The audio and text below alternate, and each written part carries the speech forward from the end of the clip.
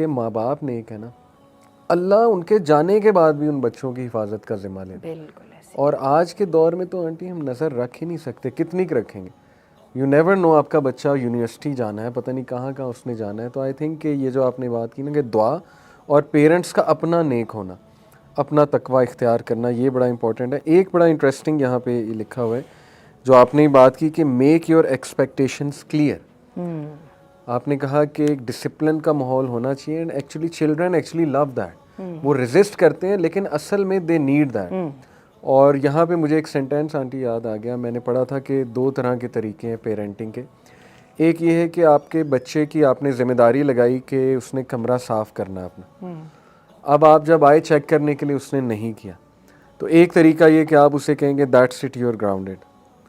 دوسرا طریقہ یہ ہے کہ آپ آئیں, آپ دیکھیں اس نے کمرہ صاف نہیں کیا, اور آپ اسے کہیں کہ okay clean it and then we'll go outside, ہم ڈنر کے لیے جائیں گے.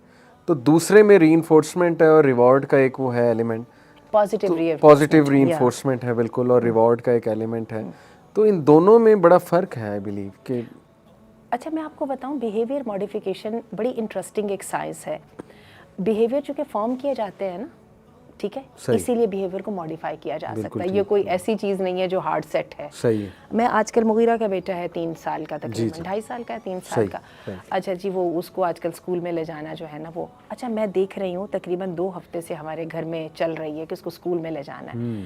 وہ کیا کرتا ہے, شروع میں تو وہ بہت ہی چیختا چلاتا تھا, ٹھیک ہے جی, اور اس کے بعد آہستہ سے میں نے دیکھا کہ چیخنے چلانے کا ڈیوریشن کم ہوتا جا رہا ہے. پھر بیچ میں نے دیکھا کہ وہ سسکیاں لیتا ہوا یا منہ بنا کے چلا تو جاتا تھا لیکن رونا ختم ہو گیا. اور کل اور آج سے میں دیکھ رہی ہوں کہ ہی ہیز ایکسیپٹڈ اٹ.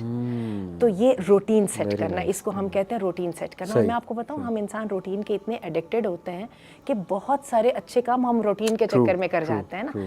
تو یہ اگین یہ ڈسپلن یا ایک سسٹم بنانے کا پارٹ ہے, اچھی روٹین سیٹ کرنا. بچہ نہیں چل رہا تو نہیں چل رہا, چاہیے انکریجمنٹ چاہیے, وہ بن جائے گا اس ڈسپلن کا. آپ نے نماز کے وقت پہ اذان لگا کے ایک دفعہ جماعت کا یہ جو بھی ماحول بنا لیا, ایک دن ریزسٹ کیا, تھوڑا آپ نے پکڑا, اگلے دن اس سے کم آپ کو ریزسٹنس ملے گی, اس سے اگلے دن, لیکن اگین پیشنس از ریکوائرڈ. یہ پہلے دن ہی ہے نا, میں نے اتنا کچھ کیا اور تم نے نماز نہیں پڑھی تو اٹھا کے تھپڑ لگایا جائے, یا فوراً وہ گراؤنڈڈ والی اپنے بات کی.